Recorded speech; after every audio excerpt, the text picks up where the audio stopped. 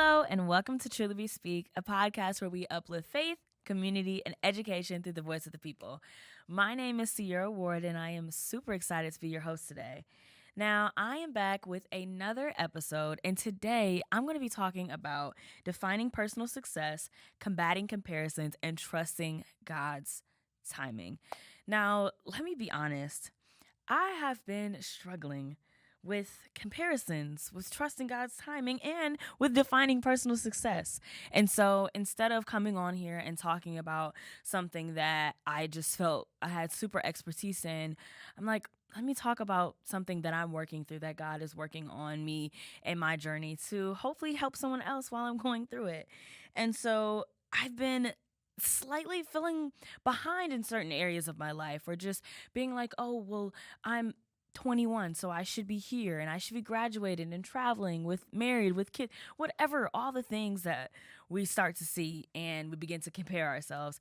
And I was like, no more. The enemy is not going to lie to me and tell me that God doesn't have a plan for me when he told me in his word that he did. Okay. And so I want to talk to you about some ways that we can combat that. And like I said, it's about community. So we're all in this together. So, by chance, if there was anyone out there who was watching and feeling that they didn't have a purpose and that they didn't have a reason to be on this earth, I'm here to tell you, you have purpose. Okay. So let's dive on into the episode.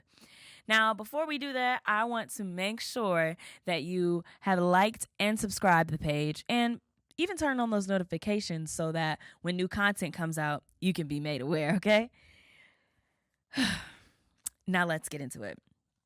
The first thing that I want to talk about today is defining personal success.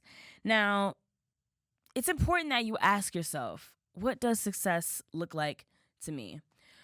I feel like around this age, like being in college after graduation, it's easy to kind of start comparing yourself to your peers and seeing where you fall in place of like, okay, well, all of my friends went to college after high school. Maybe I should do that too. Or maybe after college, all my friends got married. Maybe I should do that too. All these things are great, but I think it's all in God's timing. And I'm learning, and my mom helps me with this all the time, that things take place in seasons. And so it's not to say that there aren't certain things that you can't accomplish in your life. It just may not be right now. We are complex beings, and we can honestly only focus on so much in our lives. And so what I find myself doing sometimes is praying for every single thing that I want in my life to happen right now. Like I want to be married. I want the kids. I want the job. I want the business. I want all these things in one time. But in reality, I can only focus on so much. And so when it comes to defining personal success, I think it's crucial that we take breaks from social media. It is so easy to look online and see someone's life who has it all together, not knowing the work they put in behind it, not know the battles that they're fighting when you can't see, when the camera is turned off. Having that time to regulate within yourself and just taking a break and saying, listen, I know that social media says that I'm supposed to do this and I'm supposed to look like this and it's supposed to be all the things, but what does God have for me? What is he telling me in this season of my life to do? That is a challenge, right? But that's the way. That's what we've been called to do, is to go to God with what we need to have. He's given us our portion and our cup. He knows what we're able to do. He knows what we can handle and what we can't handle. So we've got to trust in him. Another important part about defining personal success is knowing who you are and knowing who you are in Christ. So this is a lifelong journey. When I came to college, I thought I knew exactly who I was, and come to find out, I did not. There were so many things that I didn't know, that I hadn't experienced, that I wasn't exposed to the point where I was like, I don't know myself at all. And so what helped me was building myself up in Christ, getting to know who Christ was, and saying, okay, Sierra, this is your identity, outside of Christ, but who did God create you to be? Like, what did he design you to do? So building that relationship with him really helped me to know my boundaries, know what I want in life, and how I want it to look for me. Another thing that's essential when we're defining personal success is being around good company and being around community. Because if all of the people in your group aren't going in the direction that you want to go, they're going to slow you down, essentially. And so it's good to be around people in your community. Find someone who is doing better than you. If you want to be a basketball player, you can't continue to surround yourself with average basketball players. Go and find a better basketball player so you can be like him.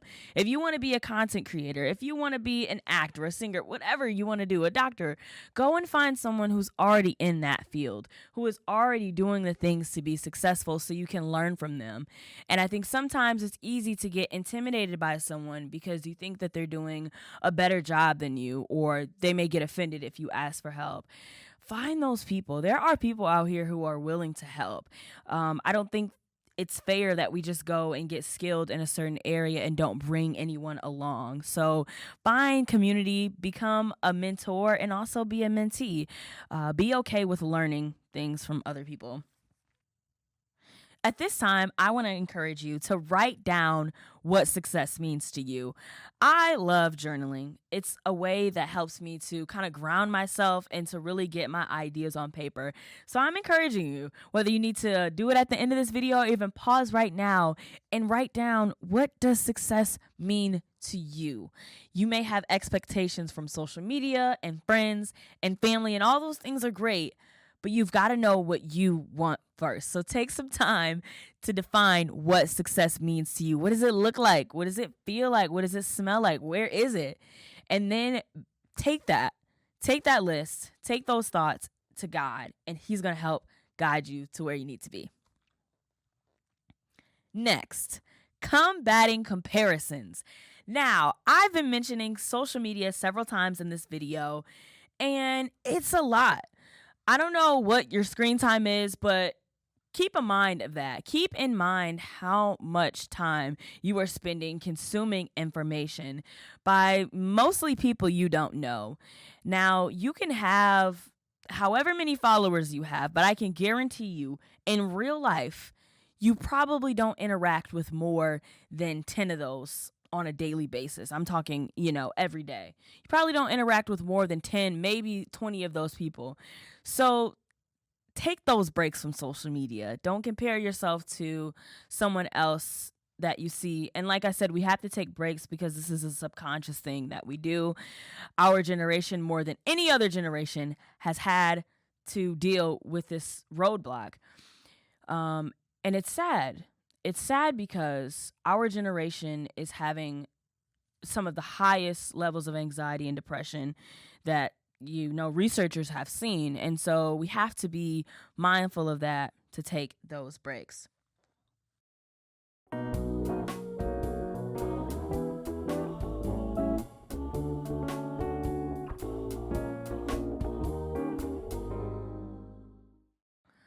So, in all of this, and getting to know who we are and defining personal success while trying not to compare ourselves to others, like I said, we need something to ground us, and that's God, and trusting in His timing.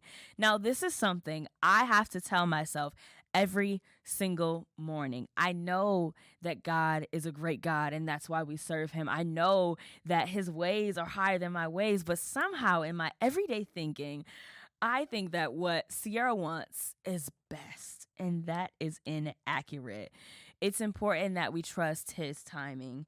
And so you may be out there and you may be like me, where you know the word, but you're not necessarily always seeing the evidence that God is real and that He's moving. Or you may not know God and His promises to you. And so I want to, wherever you're at in your life, just provide you with 2 Bible verses that seem to help me, and also talk about some of my experiences in trusting God. So the first verse that I have, and you may be familiar with it or you may not, is Jeremiah 29:11, which says this: "For I know the plans I have for you, declares the Lord. Plans to prosper you and not to harm you. Plans to give you hope and a future." I love this verse because it calms my anxiety.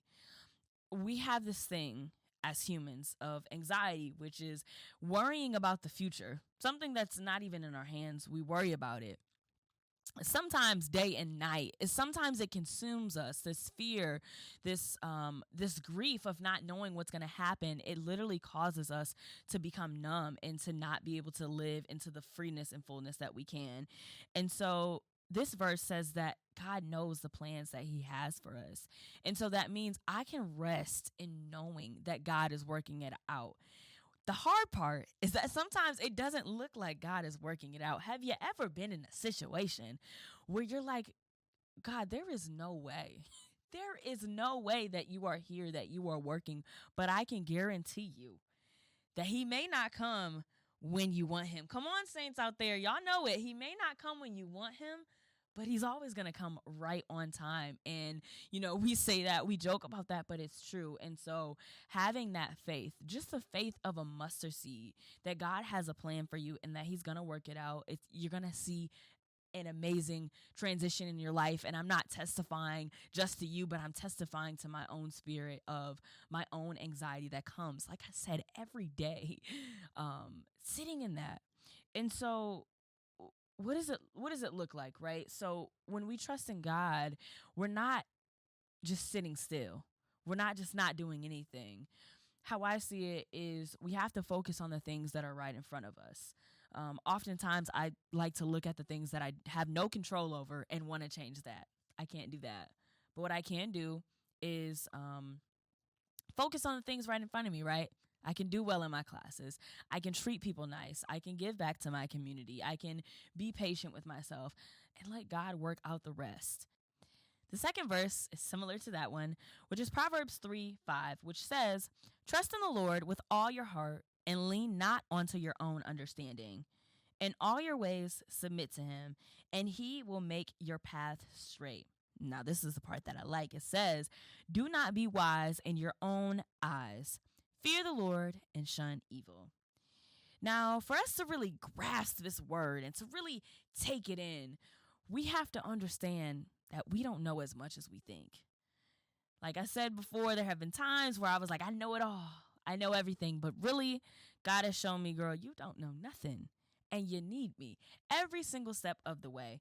And so being wise in our own eyes can hinder us, and it can cause us to not reach the full potential that we have, like I said before.